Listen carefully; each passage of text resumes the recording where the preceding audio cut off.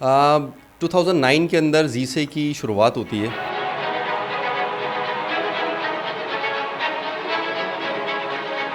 और वहाँ से अल्लाह पाक ने, मुझे नहीं पता था कि उस स्टॉल को, उस कॉर्नर को अल्लाह पाक इतनी ज़्यादा तरक्की देगा। बल्कि शुरू के 6 महीने में मैं वो 1.5 लाख रुपए अपने बाबा को वापस करता हूँ। वो आते थे और जीशान से ही लेना है, और मैं चलते चलते उनको ज्वेलरी भेज दिया करता था। नहीं, 2014 में जब ये चीज़ आई तो वो कहते हैं ना, आपकी नींदें उड़ गई। जब हम ऐड चलाया करते थे ना, तो फेसबुक ना $1 के अंदर ना आपको कहता था कि मैं आपको पूरा शहर उठा के दे रहा हूँ। डॉलर भी सस्ता था। पाकिस्तान में जो है वो ई कॉमर्स, ना यहाँ की मार्केट मैच्योर है, ना यहाँ का सेलर मैच्योर है, ना यहाँ का बायर मैच्योर है। हमारे एशियंस जितने भी हैं वहाँ वो शादियाँ अपनी वहीं करते हैं, और वो जाके ओपनिंग करी। और कोयटा वालों ने जो रिस्पांस दिया, यकीन माने, अगर आप वीडियोस देखें, हमारे पास पैर रखने की जगह नहीं थी। इतना रश, इतना रश। फिर अगर मैं नहीं ला सकता तो मेरा ये ड्रीम था कि मैं शार्क टैंक में एज अ जज बनूँ। कस्टमर को हमने मेरी एक ये होती थी, कस्टमर को प्योरिटी देनी है। आपके दिल में ना वो ना हो, अपना वो लालच ना हो, तो खुद ब खुद रास्ते बनना शुरू हो जाता आर्टिफिशियल ज्वेलरी थोड़ा सा एक चैलेंज है। इसके अंदर इसकी सप्लाई चेन को क्रैक करना, इसकी मैन्युफैक्चरिंग, प्लस इसको एक मेंटेन करना। है।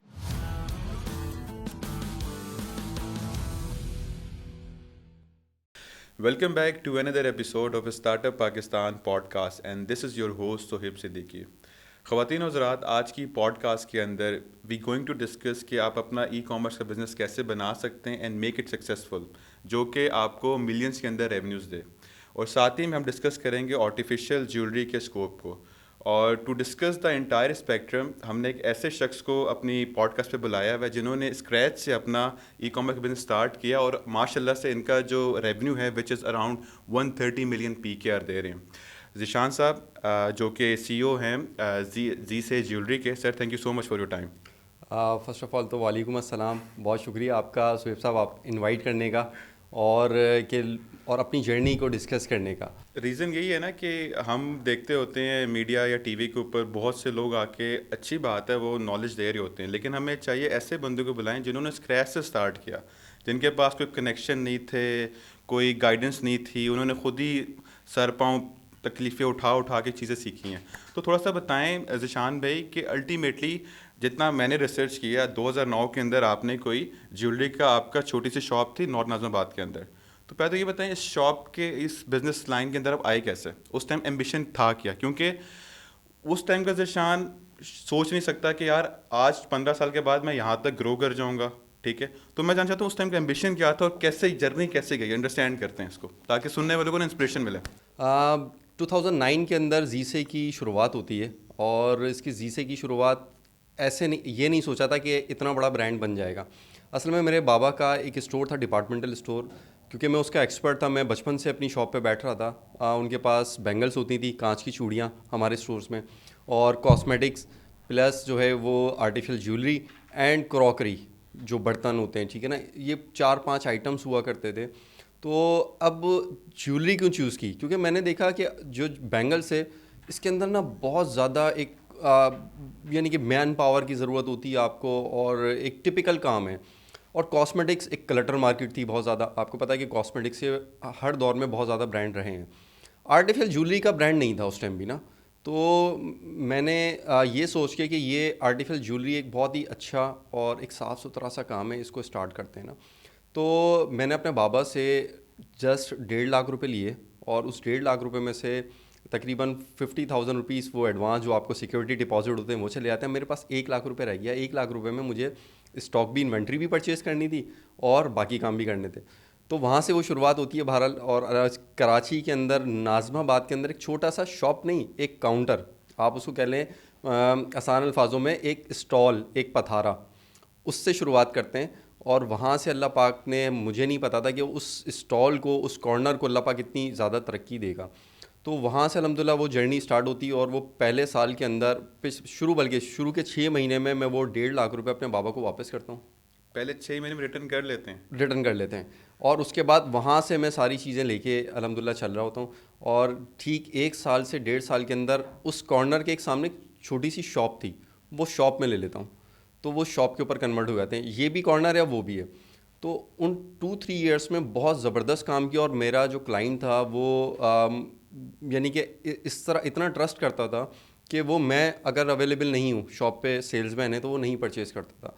तो वो आते थे और ज़ीशान से ही लेना है, और मैं चलते चलते उनको ज्वेलरी बेच दिया करता था, यानी कि वो लेने जा रही हैं ख़वातीन मार्केट में कोई कपड़े लेस, और मैंने देखा मेरी लॉयल कस्टमर है पुरानी का, मैंने बुला लिया उनको, अच्छा ये देखें बहुत अच्छी चीज़ आई हुई है ना, और उसके बाद उनको ज्वेलरी दे दी। तो एक एक फैमिली वाले टर्म्स थे कस्टमर से ना। तो अल्लाह पाक ने एक सक्सेस दी, और एक ही गोल था कि यार लोगों को हमने ना अच्छी चीज़ प्रोवाइड करनी है। तो 2009 से 2013 तक की ये सारी जर्नी गुजरी, और बड़ा अच्छा सा चल रहा था, मेहनत थी, नॉर्मल थी, और चीज़ें की। लेकिन अब स्टार्ट होता है 2014, पाकिस्तान में 3G 4G आता है। ठीक है। ठीक है, 3G 4G आता है, तो इट्स मीन के पाकिस्तान में ई कॉमर्स का अब इधर से स्टार्ट होता है, जन्म होता है। ई कॉमर्स ऐसा नहीं है कि इससे पहले नहीं चल रहा था, लोग करते थे, बहुत ही लिमिटेड लोग थे। और वो जो है यूएसए में आपको पता है कि लेदर की जैकेट्स मोस्टली सेल किया करते थे ना, या और तो ऐसा नहीं था ई कॉमर्स जैसे कि बाकी कंट्रीज़ में था। तो ई कॉमर्स 2014 से स्टार्ट होता, तो मुझे रियलाइज़ होता है कि यार अब ये ई कॉमर्स क्या चीज़ आई है, मुझे उसके बारे में नो हाउ नहीं थी, लेकिन ये पता था कि यार इधर ना आप प्रोडक्ट बेचते हैं अपना ना, और ये एक अलग सेलिंग का है, या अलग ही एक शॉप का है, इधर ऑनलाइन शॉप है आपकी, नहीं है।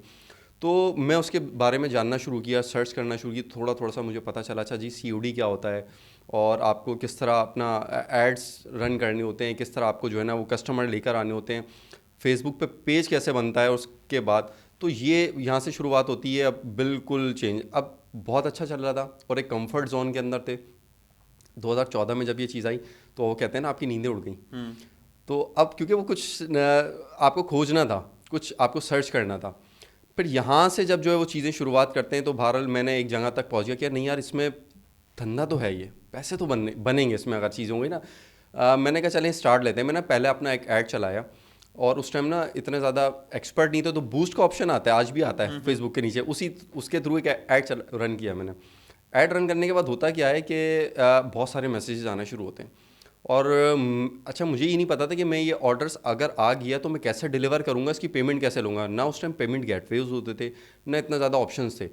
आप कस्टमर को सामान पहले भेज नहीं सकते थे, आपको ट्रस्ट नहीं था कि यार कस्टमर सामान लेने के बाद हो सकता है पेमेंट ही ना दे, और कस्टमर आपको पैसे नहीं भेजता था, कि वो कहता था ये तो फ्रॉड हो जाएगा मेरे साथ। तो बड़ा मज़ेदार वाला सीन था, लेकिन मैंने फिर भी रिस्क लिया। मैंने कहा नहीं यार, मैं एक ऐड रन करता हूँ, मुझे सिर्फ पहला ऑर्डर रिसीव हो जाए। अगर मुझे पहला ऑर्डर मुझे पता चल आ गया ना, तो इट्स मीन कि इसके अंदर चाम है, और मैं इसको करूँगा। और मुझे आज भी याद है, फैसलाबाद से मेरे पास पहला ऑर्डर आया, और 2600 आई थिंक 40 रुपये, 2650 रुपये का वो ऑर्डर था, मुझे उसकी अमाउंट याद है। तो मुझे ये पता था कि मैं ऑर्डर भेज नहीं सकता, लेकिन मैं बड़ा खुश था फिर भी कि यार मुझे ऑर्डर रिसीव हो गया। तो वो वाली जो जर्नी, जब ये चीज़ आई तो उसने इतना कॉन्फिडेंट दिया, और वो जो अंदर चीज़ पैदा हुई ना कि यार अब इसको करना है।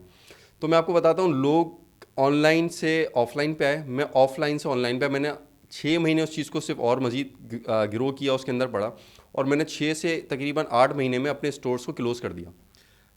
विद इन 6 मंथ आपके ई कॉमर्स से इतना रेवेन्यू या इतना प्रॉफिट जनरेट हो रहा था जो कि उसको ऑफसेट कर रहा था आपके फिजिकल स्टोर को, नहीं, या उसमें आपने रिस्क का एलिमेंट, मतलब वही थॉट प्रोसेस था ना, क्योंकि जैसे आपने बताया कि जब आपने 2009 में स्टार्ट किया, विद इन 6 मंथ 1.5 लाख अपने अब्बा जन को वापस कर दिया, 3-4 साल आपने अच्छा खासा चलाया। ठीक है।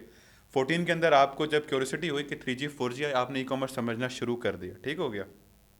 अब विद इन 6 मंथ्स आपने, मतलब ऐसा क्या कॉन्फिडेंस आपको मिल गया था, ऑल्दो आपके पास ऑर्डर आ रहे थे, लेकिन आपको अभी भी ऑफसेट नहीं कर पा रहा था कि यार ई कॉमर्स पे ही जाना है, वो गट्स फीलिंग थी, कोई वर्किंग थी, क्या था वो, ताकि हम भी समझे ना उस चीज़ को। असल में वो उस उतना मुझे रेवेन्यू जनरेट नहीं हुआ ऑनलाइन से, उसके बाद भी इतना बोल्ड स्टेप क्यों लिया।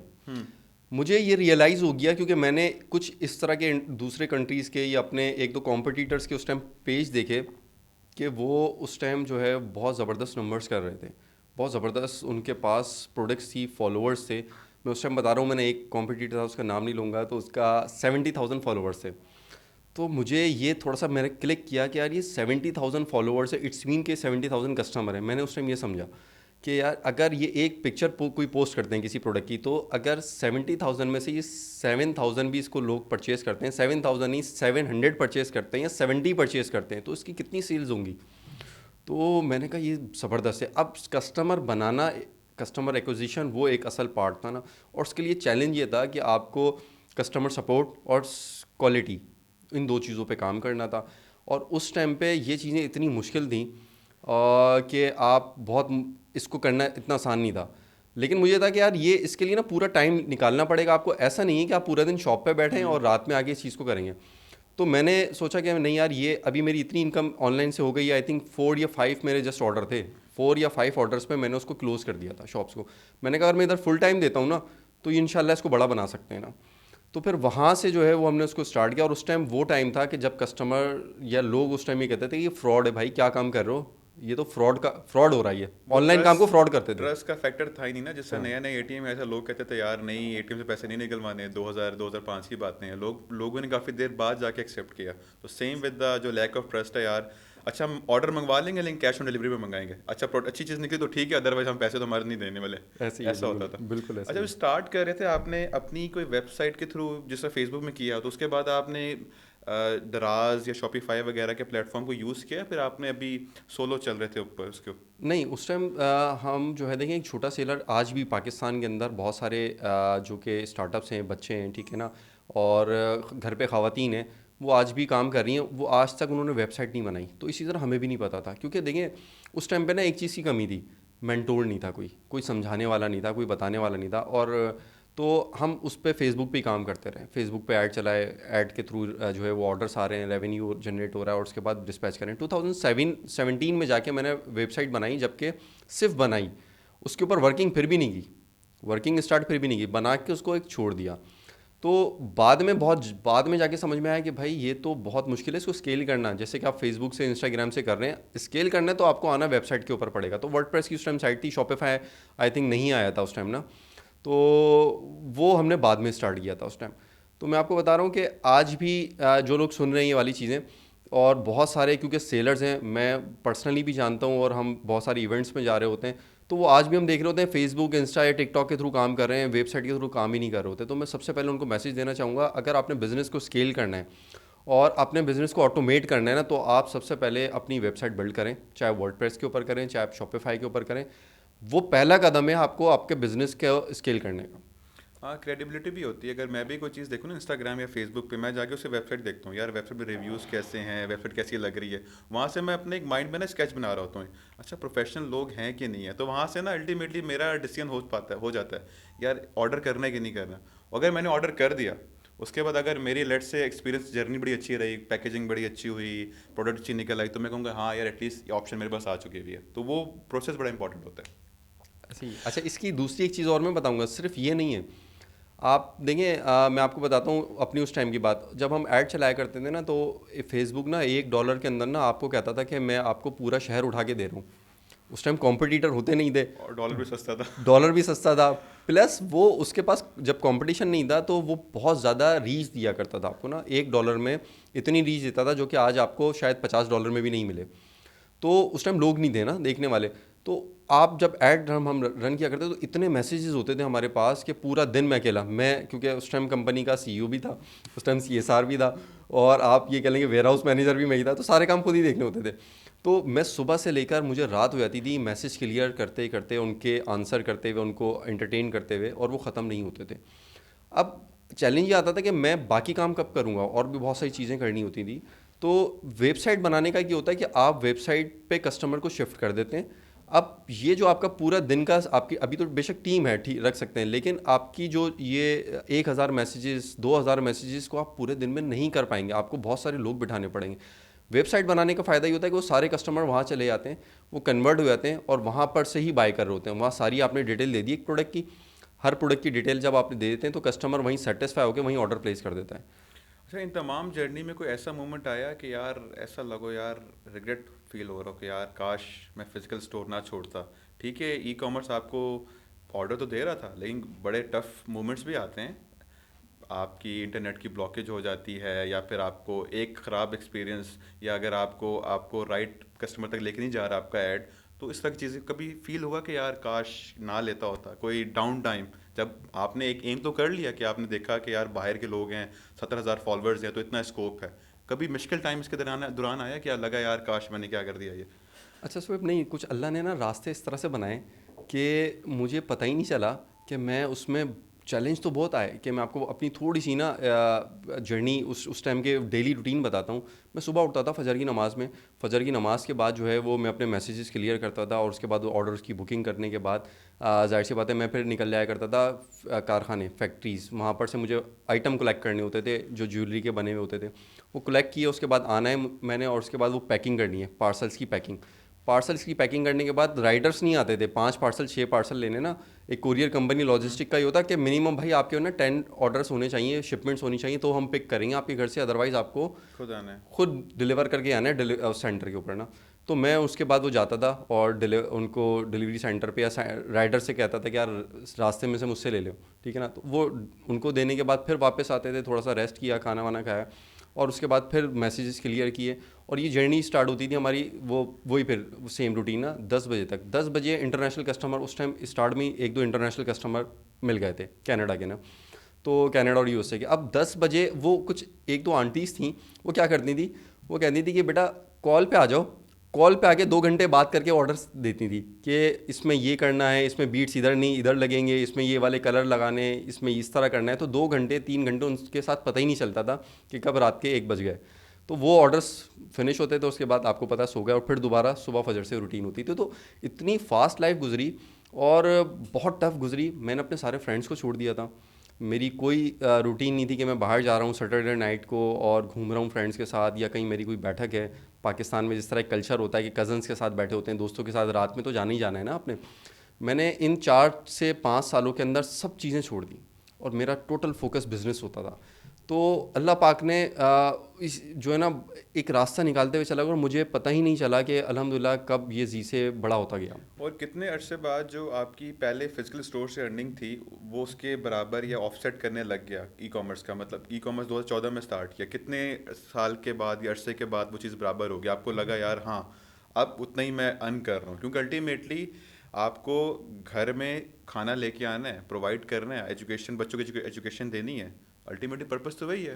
तो कितने अरसे के बाद ये चीज़ें फील होने लगा? ऐसा तकरीबन 1 ईयर के अंदर मैंने उसको हमने कर लिया था कि बीट कर चुके थे हम। अच्छा, विद इन और 1 ईयर, मतलब और अकेले लगे हुए थे उस टाइम पूरे प्रोसेस अकेले, के अंदर? बिल्कुल अकेले लगे और थे। पहली टीम कब हायर किया, बंदा कब हायर किया आपको लगता है अब एक्सपेंड करते हैं? अच्छा, मेरी टीम जो है शुरू में मेरे फैमिली थी, मेरे अच्छा। बाबा मेरे साथ होते थे, ठीक है ना, और वो हेल्प आउट करते थे। मेरी सिस्टर्स, तो मेरी वालदा के पार्सल की स्लिप्स निकालनी है, उसको करना है, वो पार्सल पैक करने हैं, अच्छा ये सारी चीज़ें। तो मेरे 2016 17 और आई थिंक 18 तक हमारी मेरी फैमिली ही जो है वो हम लोग टीम थे, और हम लोग वर्किंग कर रहे होते थे।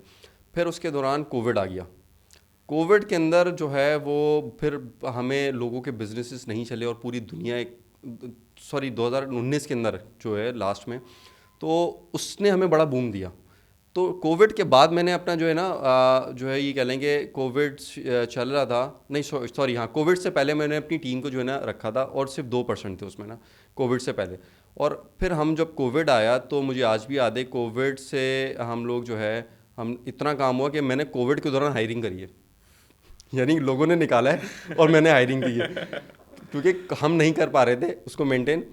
और उस टाइम दो चीज़ें बड़ी, लोगों को ई कॉमर्स के बारे में पता नहीं था, जो शॉपकीपर्स थे ऑफलाइन स्टोर्स वाले। हम पहले से करते आ रहे थे, तो हमारे पास कस्टमर बहुत ज़्यादा तादाद में मूव हुआ। और सबसे अच्छी बात थी कि ई कॉमर्स में भी वो उस टाइम कामयाब हुआ जिसके पास मटेरियल था, जिसके पास इन्वेंट्री थी, जिसके पास पैकेजिंग मटेरियल अवेलेबल था। तो अल्हम्दुलिल्लाह ये चीज़ हमारे पास थी।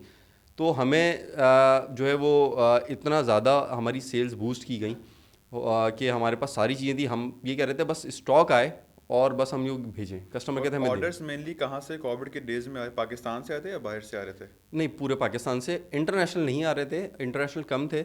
और इंटरनेशनल में बहुत ज़्यादा ये था कि जिसकी कोई घर के अंदर ही शादी है, ठीक है ना, वहाँ पर भी वेडिंग्स इसी तरह चल रही थी। अब मसला ये आ रहा था कि जो कोरियर कंपनीज़ हैं, लॉजिस्टिक है, वो बहुत ज़्यादा डिस्टर्ब हुआ था ऑपरेशन ना। तो वो लेकिन हमारा पाकिस्तान का चल रहा था, क्योंकि पाकिस्तान में जो है वो आपको पता है कोविड की अशिया ट्रांसफ़र हो रही थी कराची से उधर, उधर से इधर। तो उस दौरान ई कॉमर्स हमारा भी ये कह लें कि वो अल्लाह पाक ने एक लक था कि वो हमें बहुत ज़्यादा बेनिफिट दे के गया ना। मेरा दोस्त मुझे एक वाक़या बता रहा था, he works in T C S, नाम ले लिया, खैर टी सी एस में करता था। कोविड के अंदर ना वो सेल्स के अंदर होता था, ठीक है। अब वो एक दिन ना कोविड के अंदर अपनी गाड़ी में दफ्तर जा रहा, तो पीछे कुछ शिपमेंट भी पड़े हुए थे। अब पुलिस वाले ने चेक पोस्ट पे आईना के अंदर लगाया हुआ है ना, कहता है यार कहाँ जा रहे हो, कहता है इसमें दवाइयाँ पड़ी हैं। तो काफ़ी लोगों ने दवाइयों और साबुन के चक्कर में ना निकाला है। इवन कुछ लोग मेरे एफएमसीजी में दोस्त काम करते थे, तो कहते कहाँ जा रहे हो बेटा, दवा वो साबुन कंपनी में काम करता हूँ वहाँ पे जा रहा हूँ। तो इस सारे लोगों ने चीज़ें काफ़ी की हैं। बहुत ज़्यादा हुई हैं। अच्छा मुझे अब ये बताएं कि सबसे बड़ा जो चैलेंज जो मैंने देखा है ना ई कॉमर्स के अंदर, वो आता है कैश ऑन डिलीवरी का। कैश ऑन डिलीवरी का मतलब ये आपका पैसा स्टक हो गया। सेकेंडली फेलियर रेट ज़्यादा होता है उसके अंदर, मेरे ख्याल से 12-14% होता है। अगर डिजिटल पेमेंट हो तो 1-2% होता है। तो अक्सर लोग ना हेजिटेंट होते हैं, रिलक्टेंट होते हैं, यार मैंने कैश ऑन डिलीवरी कम से कम ही आई, ठीक है, प्रेफरेंस कम ही रहती है। पूरे वैल्यू चेन के अंदर ना आप भी चाहते हो यार ये ऑर्डर कम ही हो, वो लॉजिस्टिक वाला भी कहे ये ऑर्डर कम ही हो, बाद में कैश हैंडलिंग है। तो कैसे कन्वर्ट किया जा सकता है लोगों को कि यार डिजिटल पेमेंट की तरफ वो आ जाएं? मतलब कुछ आप अपने एंड पे क्या कर सकते हो, कोई ऐसी स्ट्रेटेजी जो कि बूस्ट करे कैश ऑन डिलीवरी के बजाय डिजिटल पेमेंट्स पे वो लोग आएं, पहले आपको पैसे दे दें? अच्छा, इसका मैं आंसर करूंगा आपको बाद में। मैं पहले इसकी एक जो इसका पेन पॉइंट है ना वो डिस्कस करता हूँ। देखिए, पाकिस्तान में जो है वो ई कॉमर्स मेच्योर ही नहीं हुई है अभी तक ना। ई कॉमर्स की मार्केट, ना यहाँ की मार्केट मेच्योर है, ना यहाँ का सेलर मेच्योर है, ना यहाँ का बायर मेच्योर है। यानी कि आप ये देखें, जब तक ये चीज़ें अब हो रही हैं, आहिस्ता आहिस्ता मेच्योर हो रही हैं, ये ऑटोमेटिक ही सही होती जाएंगी। आपको पता है कि अब कैश ऑन डिलीवरी पे इतना ज़्यादा क्यों रिटर्न रेशो है? क्योंकि आप ऐड देख रहे हैं और आपने ऑर्डर किया, और उसके बाद आपको नहीं पता, वो 3 दिन बाद आता है, और उसके बाद यार मुझे नहीं पता, मेरा ऑर्डर नहीं है, रिटर्न कर दिया। तो क्योंकि अनमेच्योर है, ठीक है ना। और एक हमारे अंदर एक एथिकली मोरली नॉर्म्स होती हैं कि भाई आपने एक चीज़ ऑर्डर की है तो आप उसको लें, या तो आप पहले सेटिस्फाई हो जाएं अच्छी तरह से। इसी तरह सेलर्स, तो कस्टमर क्या होता है, उसको ट्रस्ट नहीं होता।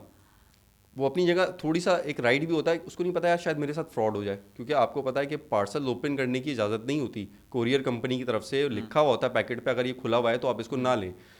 होता क्या है, वो कहता है कि ये शायद मेरे साथ फ्रॉड ना हो जाए, वो लास्ट मोमेंट पे अपना माइंड चेंज कर लेता है।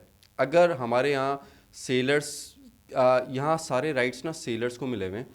सेलर्स जो चाहे कर सकता है। अब मैं हालांकि एक खुद सेलर हूँ, ठीक है ना, एक ब्रांड ओनर हूँ, तो मैं इतनी बड़ी बात कर रहा हूँ, कस्टमर के पास राइट्स नहीं है।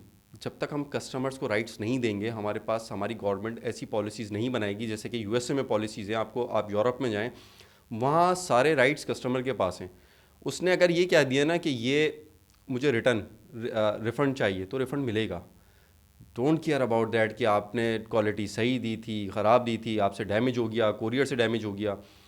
तो ये जब ट्रस्ट आएगा ना, तो ये ऑटोमेटिक ही पेमेंट का आपका सोल्यूशन जो है ये सॉल्व हो जाएगा। ये जो प्रॉब्लम है ना, उसका सोल्यूशन यही है कि आपको कस्टमर को राइट्स देने होंगे, और यहाँ पर एक विंडो बनानी होगी जहाँ सेलर्स को एक थोड़ा सा आपने उनकी क्वालिटी को आप मेरिट के ऊपर लेकर आएंगे, उसको मेंटेन करेंगे और कोई चेक्स लगाएंगे। यहाँ सेलर्स के कोई चेक्स ही नहीं है। गवर्नमेंट, आप मुझे बताएं, आज उठा के आप कुछ भी बेचना शुरू कर दें, XYZ कोई क्वालिटी है उसकी, आप फ्रॉड कर रहे हैं, आप खाली फ्लायर भेज रहे हैं, कुछ नहीं पता, कोई नहीं रोकेगा आपको। आप भेज दें, अगला बंदा जो है वो उस फ्रॉड का जाहिर सी बात है इफेक्ट कर रहा है। तो पेमेंट पे पहले से आने से पहले आपको ये चीज़ करनी है। ये 1 साल के अंदर मार्केट खुद ब खुद आपकी जो है डिजिटल पेमेंट पे आ जाएगी, जब उसको ट्रस्ट होगा। आज आप दराज से कोई चीज़ मंगवाते हैं, आपको फिर भी ट्रस्ट नहीं होता, हालांकि वहाँ रिफ़ंड पॉलिसीज़ है। लेकिन आप अमेज़ोन से मंगवाते हैं, जो कि आपकी मुल्क की कंपनी भी नहीं है, लेकिन उस पर आपको ट्रस्ट है। यूएसए के लोग प्रेफर करते हैं कि वो अमेज़ोन से बाय करें, क्योंकि उनको पता है कि यहाँ से जेन्युइन चीज़ आएगी, और अगर नहीं भी आई तो मुझे मेरे पैसे वापस मिल जाएंगे। हम लोग, पाकिस्तान में सबसे बड़ा दराज है, सेकंड टेली मार्ट है, हम नहीं ट्रस्ट करते। हम बोलते नहीं यार, जाके बाय करके ले लेंगे। जिस दिन ये ट्रस्ट आ गया, आप करेंगे, आप एडवांस पेमेंट करके भी बुलाएंगे। आपको पता है अभी रिसेंटली पाकिस्तान में टेमू ने अपने ऑपरेशन स्टार्ट किए ना। टेमू, मैंने 2 महीने पहले ऑर्डर मंगवाया और पेमेंट एडवांस है, वहाँ कैश ऑन डिलीवरी का ऑप्शन नहीं है। तो आप ये देखिए, मेरी फैमिली ने और हम मंगवा रहे हैं एडवांस पेमेंट। देखिए क्यों? क्योंकि हमें ट्रस्ट है यार, वहाँ से चीज़ आएगी, सही आएगी। चाइना से यहाँ पर आ रही है और हमें ट्रस्ट है, लेकिन हम अपनी कंपनी को, हमारी जो पाकिस्तान के अंदर है, हम उसके ऊपर ट्रस्ट नहीं कर रहे कि यार पता नहीं मिले ना मिले। एग्जैक्टली मेरे ख्याल से फ्रेमवर्क की ज़रूरत है गवर्नमेंट एंड के ऊपर कि सप्लायर के आप प्रोडक्ट्स पे चेक्स भी लगाया जाए और साथ में कस्टमर को राइट भी दिया जाए। तो इसके ऊपर कोई आप केस स्टडी वगैरह शेयर कर सकते हैं? मतलब आपने काफ़ी, आपका ई कॉमर्स में एक्सपीरियंस है, कोई ऐसी कंट्री जिसके डायनामिक्स पाकिस्तान जैसे हों, जहाँ पे करप्शन हो, लोग ट्रस्ट ना करते हो, लेकिन वो उस कंट्री ने भी ई कॉमर्स से मूव किया या एक्सेलरेट किया खुद को? मतलब कोई भी हो सकती है, इंडिया हो सकती है, थाईलैंड हो सकती है, अगर कोई इस तरह की चीज़ है, मतलब स्टार्टिंग पॉइंट। क्योंकि इंटेंशन गवर्नमेंट की भी है, सेलर्स की भी है, कस्टमर भी चाहता है, लेकिन अल्टीमेटली वो हो क्यों नहीं पा रहा? स्टार्टिंग पॉइंट है ना, वो कैसे किया जाए? कोई किसी मुल्क की केस स्टडी है? अच्छा देखिए, ये पाकिस्तान, पहले तो चीज़ को समझने की ज़रूरत है। एशिया या यूएसए या यूरोप, ठीक है ना, वहाँ की और यहाँ की ऑडियंस में एक डिफरेंट था ना, ठीक है ना। अब ऐसा नहीं है कि वो शुरू में बहुत सारी मार्केट्स ऐसी ही थी, पाकिस्तान की ही तरह मार्केट्स थी। तो वहाँ जिस तरह आप चीज़ें कर रही हैं गवर्नमेंट सतह पे हो रही हैं, ठीक है ना, रास्ता आया है आपका, ठीक है ना, डिजिटलाइज पेमेंट, आपको आपको ऑप्शंस आ रहे हैं।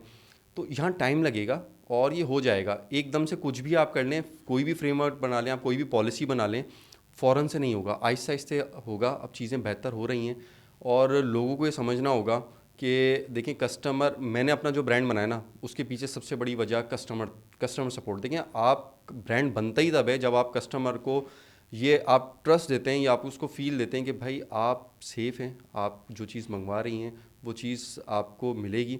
और नहीं मिलेगी तो ब्रांड पाबंद है आपको जो है ना, उसको जो है वो उसको चेंज करके देने का या उसको रिफ़ंड देने का, उसकी पॉलिसी है।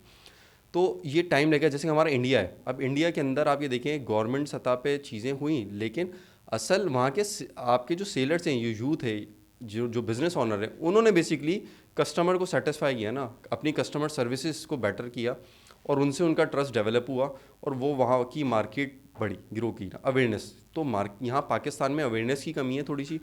हम कहते हैं कि सिर्फ पाकिस्तान में गवर्नमेंट की सतह पे दो चीज़ें हो जाएं। एक तो पाकिस्तान की सतह में अगर सिर्फ ये हमारा सबसे बड़ा सिस्टम जो चैलेंज है ई कॉमर्स में, वो है लॉजिस्टिक। और लॉजिस्टिक के अंदर भी बड़े मसाइल हैं। वो ये कहते हैं कि यार हम जाते हैं, हमें नहीं पता कि ये कौन सी स्ट्रीट है, कौन सी गली है। अब कस्टमर हमारे पास भी ऑर्डर प्लेस करवा रहे होते हैं, लिटरली ऐसे होते हैं, बोलते हैं फ़लानी मस्जिद पे आके ना कॉल कर लें। कोई है ही नहीं। एक हमारा निज़ाम, एक इदारे बने हुए हैं, ठीक है ना, लेकिन कोई नंबरिंग नहीं है, स्ट्रीट नंबर, हाउस नंबर के आपके लाजिम और मजलूम है गवर्नमेंट कर दे कि आपने अपने लगाने ही लगाने घर के बाहर नेम प्लेट नहीं लगी हुई। तो इतने राइडर्स को इश्यूज़ आते हैं, परेशानी होती हैं। ये सारी चीज़ें सॉर्ट आउट हो जाएंगी ना, बेसिक बेसिक दो तीन चीज़ों को हम कर लें, ये मार्केट खुद ही ग्रो की तरफ जा रही है ऑटोमेटिक। आप ये देखें, लास्ट ईयर का नंबर देखें और कितना फ़र्क आया है, ठीक है। प्रेफरेंस चेंज हो गई। जितने भी ये नई जनरेशन है वो रादर दैन, जो अगर मैं अपनी बात करूं, पहले शायद मैं 2014 2015 के अंदर पूरी शॉपिंग में जाके फिजिकल करता था, जाके स्टोर पे। फिर आहिस्ता आहिस्ता मैंने स्टार्ट कहाँ से किया, यार अच्छा यार वो ग्लव्स अच्छे आ रहे हैं, अच्छा वो सॉक्स अच्छी लग रही है, ठीक है, करते करते अब 10-20%। अब ये होता है कि मैक्सिमम जो चीज़ें होती हैं ना, आप जाके ऑनलाइन मंगवा रहे हो, तो या फिर ये होता है शादो नादिर, अच्छा साइज़ का मसला होगा, मीडियम आएगा, स्मॉल आएगा, शॉर्टलिस्ट किया हुआ है जाके, ये ब्रांड है, जाके अच्छा देखा कौन सा लेना है, ये होती है। एटलीस्ट टाइम बच गया, एटलीस्ट वो चीज़ भी इवॉल्व हो रही है। जिस तरह से आपके लोग टीवी कम कंज्यूम करते हैं, नेटफ्लिक्स या फिर सोशल मीडिया पे न्यूज़ कंज्यूम करते हैं, सेम मैनर के अंदर जितनी हमारी जो नई जनरेशन आने वाली है, उन्होंने ई कॉमर्स के थ्रू ही शॉपिंग करनी है। अच्छा मुझे ये बताएं ज़शान भाई, आपका माशाल्लाह से 15 साल का ज्वेलरी के अंदर एक्सपीरियंस है, ठीक है, आपने लाइन कभी चेंज क्यों नहीं की? या फिर ये बताएं इसके अंदर कितना पोटेंशियल मौजूद है विद इन पाकिस्तान या आउटसाइड? अगर आपने अब इसको अप स्केल करना है यूएई के अंदर, मिडिल ईस्ट के अंदर या फिर यूरोप वाली साइड के अंदर, तो कुछ तो वजह होगी ना कि आप इस पर स्टिक किए। अल्टीमेटली आपको तो वो कहते हैं ना, हैक्स पता लग गए हैं कैसे अपना बिजनेस ग्रो करवाना है, वो भी पूछेंगे, लेकिन पहले ये बताएं कि इसका पोटेंशियल क्या है। बड़ा ज़बरदस्त आपने सवाल किया है। और बहुत सारे लोग जो है वो इस चीज़ पे हैरान होते हैं कि यार 15 साल से एक ही फील्ड के अंदर हो, तुमने क्यों नहीं चेंज की। और आप तो अब इतने बड़े ब्रांड बन चुके हो, इतने फॉलोवर्स हैं हमारे, जैसे सोशल मीडिया पे तकरीबन 1.5 मिलियन फॉलोवर्स हैं, आप दूसरा भी तो प्रोडक्ट लॉन्च कर सकते हो। अच्छा, उसका एक सबसे बड़ा रीज़न ये है कि अभी हमने 0.01% भी मार्केट को कैप्चर नहीं किया। हम पाकिस्तान में जबकि ओनली वाहिद ब्रांड है जो कि अवार्ड विनिंग आर्टिफिशियल ज्वेलरी का ब्रांड है, यानी कि आप ड्रेसेस के आज नाम लें तो आपके पास 10 ब्रांड आ जाएंगे माइंड में, लेकिन आर्टिफिशियल का नाम लेंगे नहीं आएगा। लेकिन आप फीमेल से पूछेंगे ना, वो बता देंगे हाँ जी से एक ब्रांड है। लेकिन उसके बावजूद हमने अभी मार्केट का जब 1% कैप्चर कर लेंगे तो हम दूसरी तरफ जाएंगे ना। तो मेरा अपना ये होता था गोल, मेरा जो है, मेरा विजन बहुत बड़ा है कि पाकिस्तान में जब ज्वेलरी का नाम आए ना, तो आप बोलें कि जी से लेना है। जैसे कि आज पाकिस्तान के बहुत सारे शहरों में हम ये देखते हैं कि उन्होंने अगर कोई कोरियर शिपमेंट सेंड करनी है ना, तो बोलते हैं इसको टीसीएस करा दो। वो ये नहीं कहते इसको कोरियर, आपको शिपमेंट को कोरियर करवा दें आप, वो बोलते हैं टीसीएस करवा दो। तो ये एक ब्रांड है ना, देखें आपका एक ब्रांड बना है। लोग पाकिस्तान में ये कहते हैं कि जी पैम्पर, जबकि डायपर है। हाँ, पैम्पर दे दो। वो पैम्पर दे दो, उसका उसका पैम्पर दे दो। तो ये बेसिकली ब्रांड बनना है ना। तो जब ये बन जाएगा तो हम दूसरी फील्ड में भी जाएंगे। और अब आपका जो एक क्वेश्चन है कि इसमें कितना पोटेंशियल, इसमें बहुत पोटेंशियल है।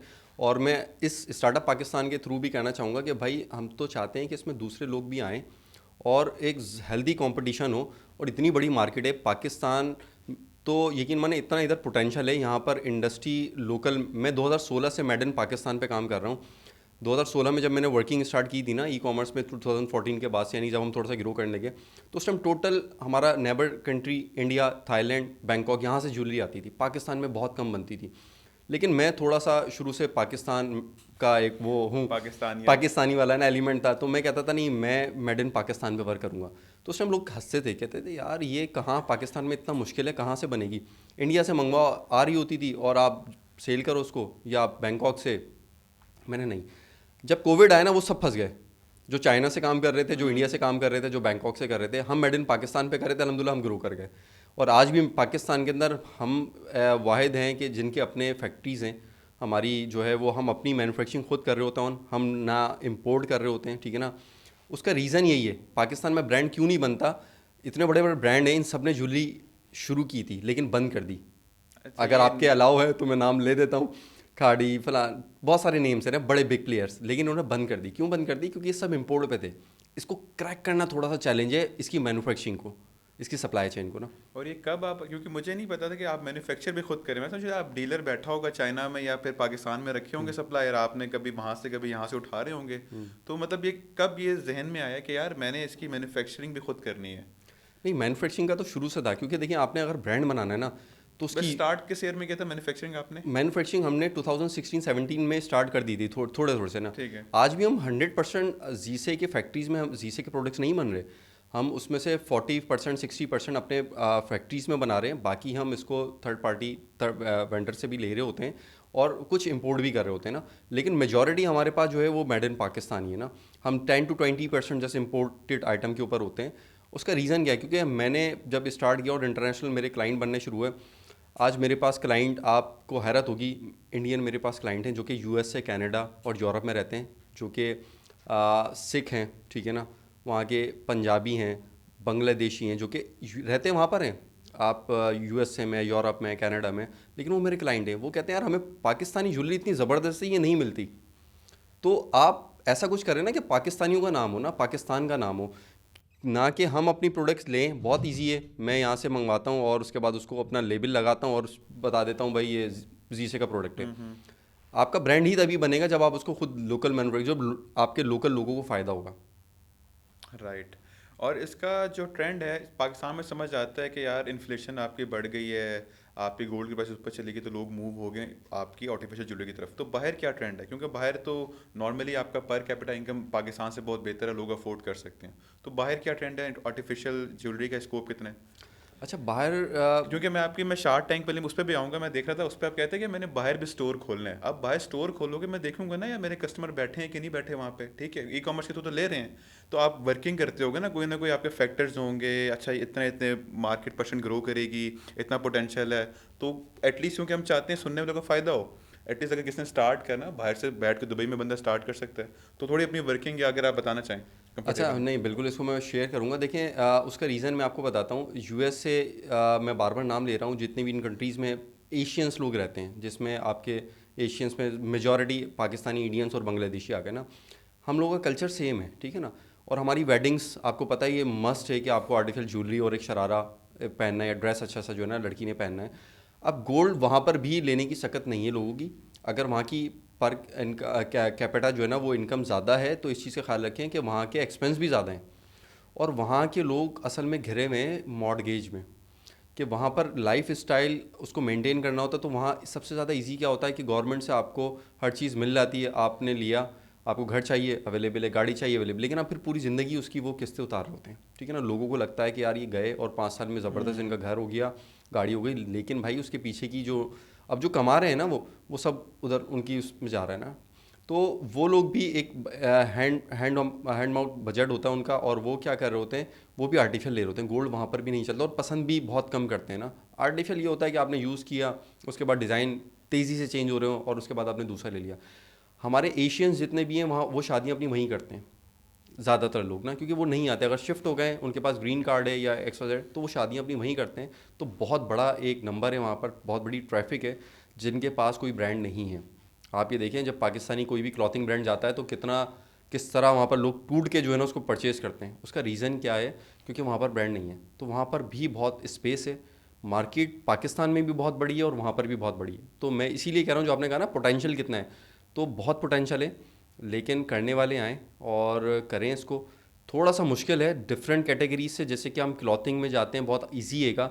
आर्टिफिशियल ज्वेलरी थोड़ा सा एक चैलेंज है, इसके अंदर इसकी सप्लाई चेन को क्रैक करना, इसकी मैन्युफैक्चरिंग प्लस इसको एक मेंटेन करना है, क्योंकि ये आप कराची में रहते हैं, आपको पता है कि बहुत जल्दी ब्लैक हो जाती है, तो लोगों को नहीं पता। बहुत सारे लोग आते हैं, मेरे बहुत सारे फ्रेंड्स या मेरे बहुत सारे रिलेटिव्स या उनके आगे या हम स्टार्ट करना चाहते हैं, अब उनको पता ही नहीं है ज्वेलरी के बारे में। पहले इसकी सेंस होना ज़रूरी है, कस्टमर को पसंद क्या है। अब उनको लगता है ये चमक रही है, ये बहुत ज़्यादा शाइन कर रही है, इसमें स्टोन्स लगे हुए हैं, ये सबको पसंद आई, ऐसा नहीं है। कस्टमर के टेस्ट को समझना है आपको, वो एक बहुत इंपॉर्टेंट है कि कस्टमर को क्या चीज़ पसंद है आर्टिफिशियल ज्वेलरी में, वो किस तरह चीज़ चाह रहा है। हमने पाकिस्तान के अंदर सबसे पहले इंट्रोड्यूस करवाया था आज से 50 साल पहले वाली ज्वेलरी, जो कि हैदराबादी ज्वेलरी कहलाई जाती थी। हैदराबाद दक्कन की एक इंडियन गोल्ड के सेट बनते थे, वो हमने आर्टिफिशियल में लॉन्च किए थे, और वो इतने बिके थे ना, आपकी सोच है। उन्होंने देखा कि यार मेरी अम्मी के पास ही होता था, मेरी दादी के पास ही होता था, और ये आप आर्टिफिशियल में आ रहा है, पहले गोल्ड में होता था। तो आपको ना या तो ट्रेंड लेकर आने, तो आप ऐसी चीज़ लेकर आए जो अट्रैक्ट करे, या कम से कम जो ट्रेंड चल रहा है उसको, उसकी सेंस होनी चाहिए आपके पास ना। Right right. अच्छा, आप थोड़ा सा टॉपिक को चेंज करते हैं। रिसेंटली आप appear too with Shark Tank के अंदर ना, तो माशाल्लाह से आपका इतना अच्छा बिजनेस चल रहा है।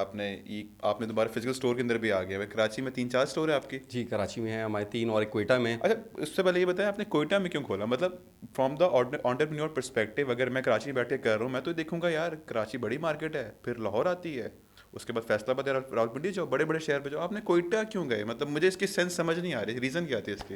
अच्छा, कोयटा में आपको थोड़ा सा इंटरेस्टिंग बताता हूँ। मेरा जब ये हमारा ऑफिस था ना कॉमर्स का, जब हमारी एक भी ब्रांच ओपन नहीं हुई थी, तो मेरे पास ना कोयटा से एक कस्टमर आते थे ऑफिस में, और हमारे पास ऑफिस में अलाउ नहीं होता था विजिटर्स को या कस्टमर्स को ना, लेकिन वो कोयटा से आते थे, कहते थे कि हम कोयटा से आएँ और हमें जो ज्वेलरी चाहिए, उनका एक माइंडसेट होता था देख के लेनी है ना। तो बहरहाल हम उनको बिठा दिया करते थे और उनके बाद दिखा के उनको दिया करते थे ना। तो ये भी एक रीज़न नहीं था। मेरे जो दोस्त थे ना, तो वो बड़ा एक जी से ज्वेलरी से इंस्पायर थे, वो देख रहे थे कि यार ये कहाँ से शुरू है और किस तरह है, और उसमें बड़ा एक पोटेंशियल है। तो बहुत ज़्यादा इंसिस्ट किया। कोयटा में बेसिकली जी से का स्टोर है, लेकिन वो हमने फैक्ट्री ऑपरेटेड नहीं है, वो फ्रेंचाइजी है। फ्रेंचाइजी मॉडल के ऊपर है, तो ठीक है। वो उन्होंने बहुत ज़्यादा फोर्स किया कि मुझे कोयटा की फ्रेंचाइज आप दे दें, क्योंकि वो कोयटा से थे। तो हमने कहा नहीं, अभी हम कोयटा की नहीं, हमारा पाइपलाइन में कुछ और है। अभी कराची में पहले 3-4 ब्रांचेज ओपन करनी, आफ्टर डन हमने लाहौर जाना है, जहाँ हमारा सबसे ज़्यादा क्लाइंट है। लाहौर, इस्लामाबाद, और ये आपको पता है KLI को आपने पहले कवर करना है, आफ्टर डेट आप दूसरे सिटीज़ में आएंगे। तो बहरहाल उनके एक इसरार की वजह से तो फिर हमने कोयटा में बहरहाल ओपन किया। और कोयटा की कहानी भी बड़ी इंटरेस्टिंग है। कोयटा में जब ब्रांच ओपन की ना, तो कोयटा में कुछ उस टाइम पे हालात ख़राब थे। तो 2022 की मैं बात बता रहा हूँ। तो हुआ क्या कि अब हम सारी अपनी ब्रांचेस की इनोग्रेशन, मेरी सारी ब्रांचेस की इनोग्रेशन सेलिब्रिटीज़ ने की हुई ना, एक्टर्स हैं, ठीक है ना। अब वहाँ कोई जाने को तैयार नहीं। बोले, नहीं ज़ुशान, अच्छा मैं मॉर्निंग शो में जा रहा होता हूँ तो बहुत सारी सेलिब्रिटीज़ से बड़ी अच्छी है मेरी सलाम दुआ, ठीक है ना एक। तो क्या नहीं, नहीं ज़िशान, वहाँ तो बम फट रहे होते हैं। तो मैंने कहा नहीं यार, ऐसा नहीं है, अल्लाह पाक खैर करेगा। तो कोई जाने को तैयार नहीं, और मेरा ये था कि नहीं, हमने करवानी किसी एक्टर से ही या सेलिब्रिटी से ही, क्योंकि वो एक प्रोडक्ट्स रिलेट करता है ना। अब मैं किसी सियासतदान से तो करवाऊंगा, तो अब हमारी बात चल रही थी उस टाइम, CM जो कि बलूचिस्तान थे, उन्होंने कहा जी आएंगे CM साहब, लेकिन पूरा मॉल बंद होगा, किसी को अलाउ नहीं होगा, और उसके बाद जो है वो आके, और मैंने कहा ये तो फ़ायदा ही नहीं, जब ऑडियंस ही नहीं होगी, जब आवाम ही नहीं होगी, तो हमें रिबन कटवा के क्या करना है। तो हमने कहा नहीं भाई, ये तो नहीं। तो बहरहाल डॉक्टर शाइस्ता लोधी उस टाइम, वो एक जिगरे वाली बंदी हैं, उन्होंने कहा ठीक है चलते हैं। वो साथ गई, कोयटा 2 डेज़ का टूर था, और वो जाके ओपनिंग करी, और कोयटा वालों ने जो रिस्पांस दिया, यकीन माने, अगर आप वीडियोस देखें, हमारे पास पैर रखने की जगह नहीं थी। इतना रश कि शाइस्ता लोधी को सांस नहीं आ रही थी, उनको इतना घेर लिया गया वहाँ की, क्योंकि वहाँ सेलिब्रिटीज़ बहुत कम जाते हैं, और इस तरह ओपनली पब्लिक में बहुत कम होता है। जैसे कराची वालों के लिए तो नॉर्मल है ना, सेलिब्रिटीज़ लकी वन में इधर दूसरे मॉल्स में आ रहे हैं, मिल रहे हैं, कहीं ना कहीं मिल जाते हैं ना, वहाँ कम जाते हैं थोड़ा सा। तो बड़े मज़ेदार ओपनिंग थी। और आपका जो आंसर था कि ये एक उसकी कहानी थी कि हम गए थे उनके अपने फ्रेंड की वजह से, और बहरहाल इस तरह ओपन हो गया। Very interesting. अच्छा, अब ये बताएं कि रीज़न क्या हुई कि शार्क टैंक में जाने की? अच्छा खासा बिजनेस है, मतलब बहुत ही कम ई कॉमर्स के बिजनेसमैन होंगे जो कि अपनी मैन्युफैक्चरिंग भी खुद ही करते हैं, और जिस पे रिलाई 40% आप खुद पे रिलाई कर रहे हो ना आप अपने प्रोडक्ट्स के अंदर। बाकी मार्केटिंग भी खुद ही सीखी हुई है, सब कुछ मतलब आप इन हाउस काम है तभी क्वालिटी मेंटेन कर रहे हो। तो मतलब क्या थॉट थी कि शार्क टैंक में जाना है, क्योंकि वहाँ पे ऑब्वियसली अगर आप जाओगे तो अपने इक्विटी कहीं ना कहीं आप शेयर करनी पड़ेगी आपको। कैपिटल ठीक है, कैपिटल आपने मांगा, लेकिन वो बहुत बड़ा कैपिटल भी नहीं मांगा आपने, तो क्या रीज़न थी? अच्छा, ये आपने बड़ा पॉइंट आप समझ गए। आपने जो पॉइंट उठाया ना, मुझसे अभी तक किसी ने सवाल नहीं किया कि आपने बहुत कम कैपिटल मांगा। अच्छा, शार्क टैंक में मैं सबसे पहले इंटरेस्टिंग बताऊँ, मैं शार्क टैंक 4 साल से देख रहा था। तो शार्क टैंक जब आप किसी चीज़ को इतना देखते हैं ना, तो उससे आपको थोड़ी सी मोहब्बत हो जाती है ना, ये कहते हैं ना, लव हो जाता है आपको। तो मैं शार्क टैंक जब देखता था ना, तो मैं सोचता था कि यार शार्क टैंक पाकिस्तान में, मैं अल्लाह पाक इतना बड़ा बनाए, मैं शार्क टैंक पाकिस्तान में खुद लेकर आऊँ, ये शो मैं लेकर आऊँ, और इसको जो है ना पाकिस्तान में भी इस तरह चलाएं जैसे कि इंडिया में चल रहा है। फिर अगर मैं नहीं ला सकता तो मेरा ये ड्रीम था कि मैं शार्क टैंक में एज अ जज बनूँ। तो मैं उसके लिए भी अभी इतने बड़े नहीं हुए कि शार्क टैंक में अब आप जज बने ना, क्योंकि आपको जाहिर सी बात है इन्वेस्ट करना है बहुत ज़्यादा। तो मेरा ये था, फिर तीसरे नंबर पे आता कि यार कम से कम आखिरी दर्जे में मैं कम से कम एज अ पार्टिसिपेंट तो जाऊँ ना, पिच करूँ जाके। तो ये एक रीज़न था मेरा शार्क टैंक में जाने का, क्योंकि भाई या तो मैं शार्क टैंक पाकिस्तान में लेकर आऊँ, या उसका जज बनूँ, या कम से कम एक पिच करूँ। तो अल्लाह पाक ने एक चीज़ तो करवा दी।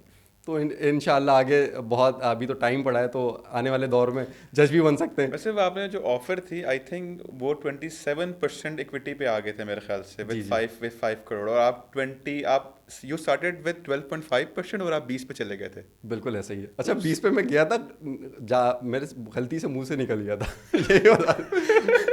मैं 20% के मूड में नहीं था। मेरा फाइनल जो था वो 15% था, लेकिन जजेस, शार्स उनका नाम ऐसे ही नहीं रखा। हाँ।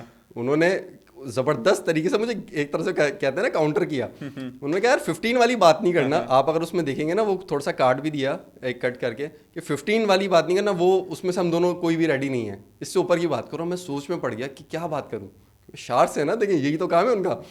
तो मेरे मुंह से गलती से निकल गया वो 20%। तो बहरहाल हमारा 15% था। और मैं चाहता था, वैसे सही बात पूछे तो हमें कैपिटल की नहीं थी, लेकिन मैं चाहता था शार्ट्स आएँ। जो चीज़ हमने 2 साल में करनी है वो हम शार्ट्स की एक्सपीरियंस से हम उसको 6 महीने में 1 साल में करें। लेकिन कोई मसला नहीं, अब भी करेंगे इंशाल्लाह, बिना शार्ट्स से करेंगे और करके दिखाएंगे आपको। इंशाल्लाह इंशाल्लाह। तो नेक्स्ट प्लान्स आपके क्या है? अभी स्टिल वही वैलिड है कि लाहौर और इस्लामाबाद में शायद आपने कहा था जी, जी। 1.5 करोड़ की आपने आउटलेट्स ओपन करनी थी, और शायद 2 करोड़ की मार्केटिंग, कुछ ऐसा था, कुछ ऐसा ही था। ऐसे ही।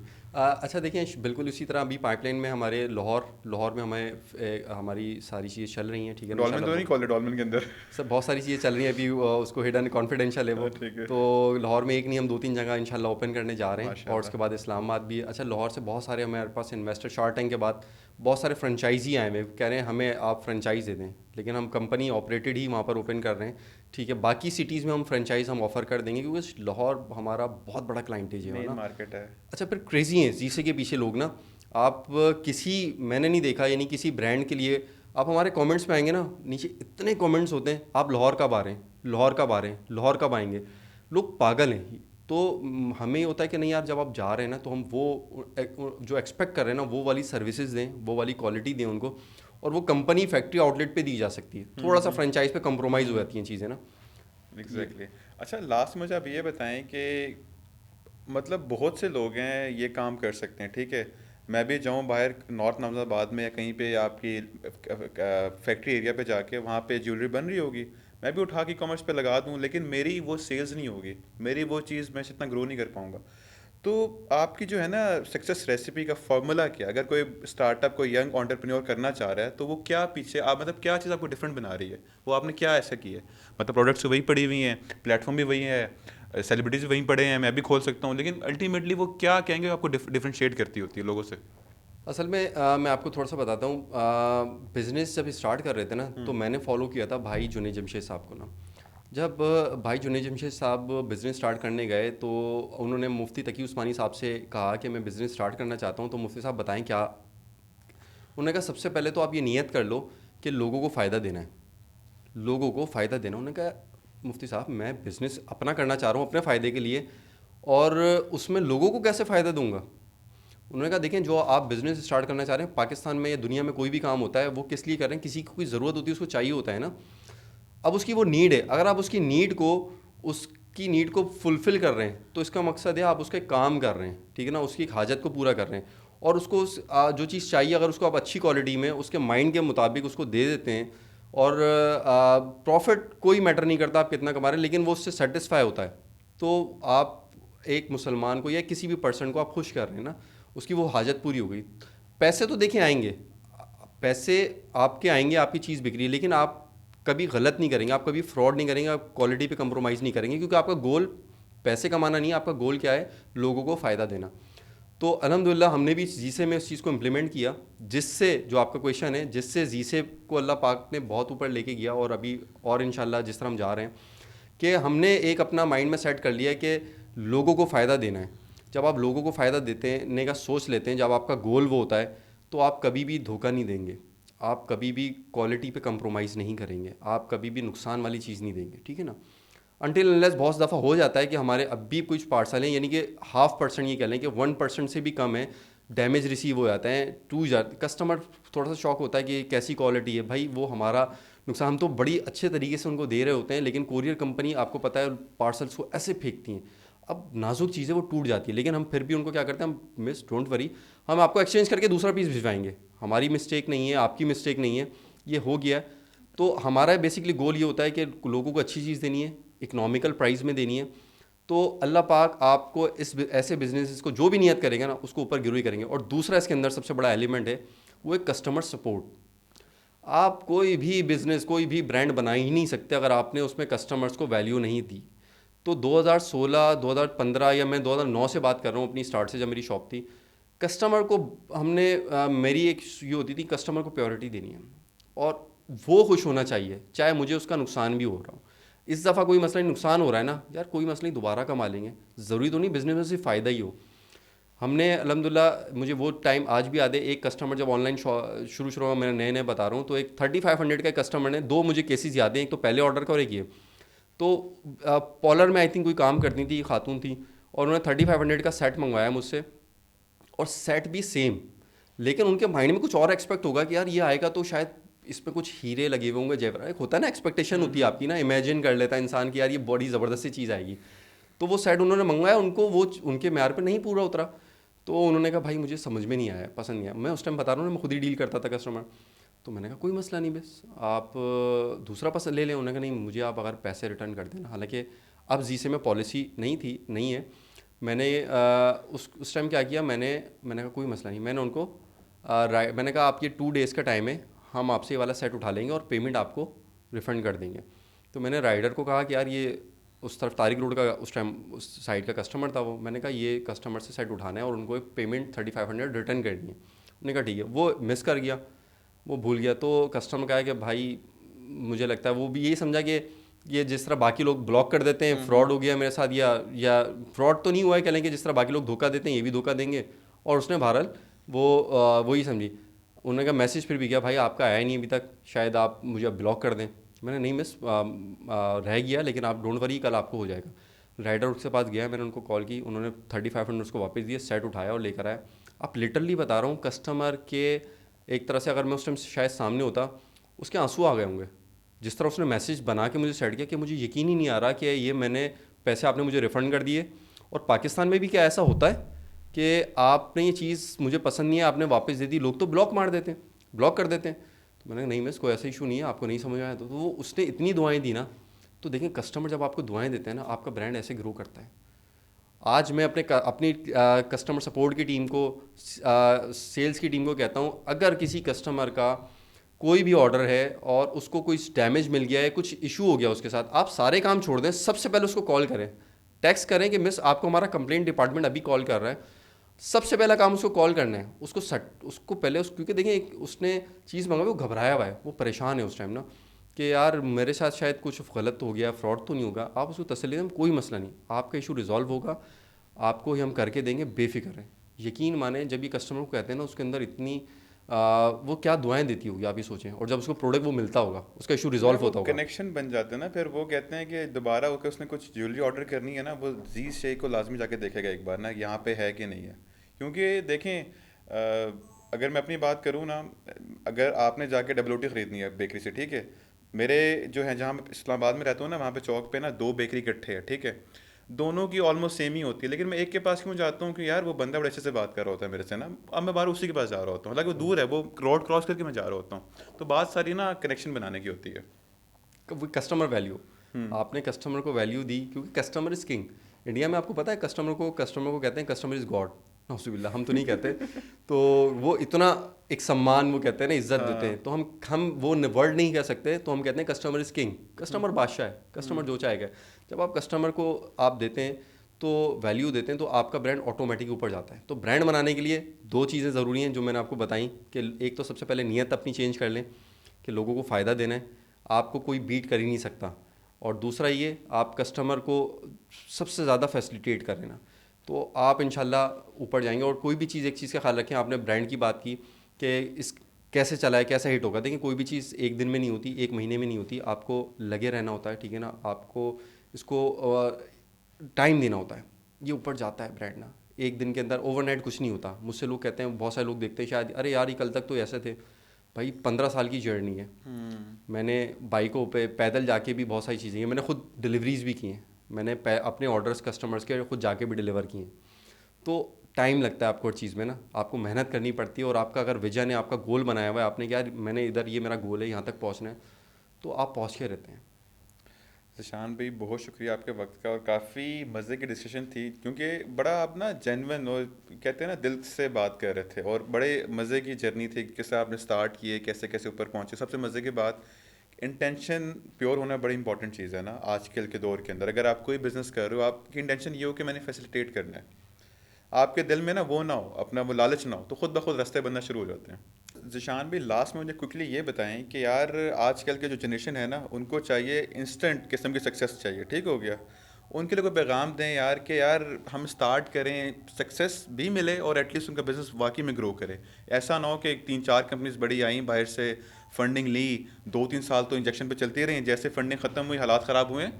ऑन पेपर सब कुछ ठीक था, आपके इतने मिलियंस लोग होंगे, 3G 4G नेटवर्क सब्सक्राइबर होंगे, उसका एक छोटा सा पार्ट आपकी परचेजिंग करेगा, सब कुछ हो जाएगा, लेकिन अल्टीमेटली क्या चीज़ है जो मिस कर रहे हैं वो? अच्छा, जो आपने जो बात कही है ना, और मैं आपके इस चैनल के थ्रू ये पैगाम देना चाहूँगा कि हमारी इस टाइम सबसे जो ज़्यादा चीज़ मिस कर रहे हैं ना, हमारी यूथ जो है ना, वो डीमोटिवेट हो चुकी है, वो मायूस हो चुकी है। सबसे पहले तो ये मायूसी को ख़त्म करना होगा, ठीक है ना।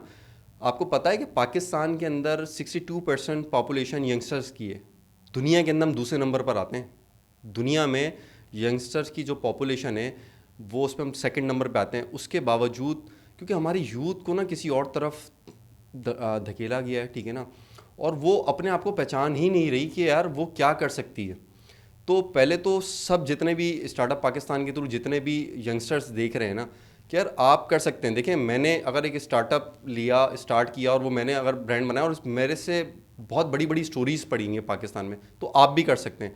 देखिए, गवर्नमेंट, पहले तो ये चीज़ समझनी होगी, गवर्नमेंट नहीं आएगी आपको उठाने के लिए, आपको खुद निकलना है, आपको खुद स्टार्ट लेना है। आप अगर ये सोचते रहेंगे कि अच्छा जी ये मसला चल रहा है पाकिस्तान में, इंटरनेट का इशू चल रहा है, ये चीज़ें हो रही हैं, ये गवर्नमेंट, देखें गवर्नमेंट कोई भी हो, ठीक है ना, उसके बाद भी बिज़नेस हो रहे हैं, लोग काम कर रहे हैं, प्रॉफिट बना रहे हैं, आप नहीं बना रहे। तो आप सोचें कहाँ फॉल्ट है। तो आप कुछ भी आपके माइंड में, छोटा सा भी आपके माइंड में आइडिया, आप उसको स्टार्ट करें। देखिए क्या होगा, ज़्यादा से ज़्यादा वो फेल होगा ना। मैं कहूँगा जब तक आपके आइडियाज़ फेल नहीं होंगे, आपके स्टार्टअप्स फेल नहीं होंगे, आप बड़े ब्रांड्स बना ही नहीं सकते। तो फेलियर से ना घबराएं, स्टार्ट लें, शुरुआत करें, और लाजमी अपने साथ एक मेंटोर रखें। मेरे टाइम पे मेरे पास कोई मेंटोर नहीं था, तो मैं आज कहता हूँ अपने कज़न्स को या अपने इर्द गिर्द के लोगों को, यार तुम्हारे लिए ब्लेसिंग है, मैं तुम्हें गाइड करने वाला हूँ, बताने वाला हूँ। तो मैं कहता हूँ कोई ना कोई मेंटोर रखें साथ ना। आपके वो 10 साल बचा देता है, 5 साल बचा देगा आपके ना। और आपके पास तो इतनी चीज़ें, यूट्यूब पूरी यूनिवर्सिटी इस टाइम अवेलेबल है, आप उससे कुछ भी चीज़ सीखें और उसको इम्प्लीमेंट करें। तो इस टाइम शुरुआत करने का है, शुरुआत करने का टाइम है, आप स्टार्ट लें। इंशाल्लाह बहुत जल्द पाकिस्तान के अंदर आपको नज़र आएगा चेंज। और एक हम लोगों ने उसको लेके जाना है ऊपर ना, यंगस्टर्स है ना, यूथ को ही ऊपर लेके आना है ना, पाकिस्तान को भी। कौन इस यहाँ से जाना, यहाँ से भागना हल नहीं है। राइट। बहुत अच्छा ऑप्शन है, लोगों को नज़र आ रहा होता है। थोड़ी सी मेरी बात लंबी हो गई कि जी आप यूरोप जाते हैं, यूएसए जाएंगे, आपको वो लाइफ उसकी वहाँ पर वो नज़र आ रही है चमक। लेकिन इंटरनल अगर आप जाएंगे, मैं बहुत सारे कंट्रीज़ में गया हूँ, मैंने वहाँ की लाइफ स्टाइल देखा है, आपको पाकिस्तान से ज़्यादा मेहनत करनी पड़ती है। तो आपको लगता है कि जी वहाँ पर जाते ही आपको सिर्फ पैसे आपके दरख्तों पे लगे हुए हैं, आप तोड़ लेंगे, ऐसा नहीं है। जब आप पाकिस्तान में मेहनत नहीं कर पा रहे, आप पाकिस्तान में नहीं बना पा रहे कुछ, तो बाहर जाके क्या बनाएंगे आप? एग्जैक्टली एग्जैक्टली, बाहर के लोग दोस्त रोते हैं कॉल पे, कितना काम करना पड़ता है। सर तो खाना खुद बनाओ, बर्तन खुद धो, वॉशरूम खुद क्लीन करो, फिर जाके शिफ्ट करो, फिर पढ़ाई पूरी करो, असाइनमेंट्स करो, तो बहुत डिफ़िकल्ट है। अगर उन्हें पता हो ना कि यार, अगर वही बात आपकी, अगर मेंटोर मिल जाए, उन्हें पता हो जितनी मैं वहाँ मैं डाल रहा हूँ, इतने से पैसों से मैं जितनी टिकट लगा के बाहर गया हूँ, मैं बिज़नेस स्टेब्लिश कर सकता हूँ, वो शायद ना जाए। लेकिन अगेन बात है बिलीफ की होती है, और साथ में मेंटोरशिप की। अगर वो चीज़ें कंबाइन हो जाए ना, तो बड़ा आप रास्ता निकाल सकते हो। सुशांत भाई, thank you so much once again for your time, और हमें फीडबैक ज़रूर दीजिएगा। Thank you so much for watching.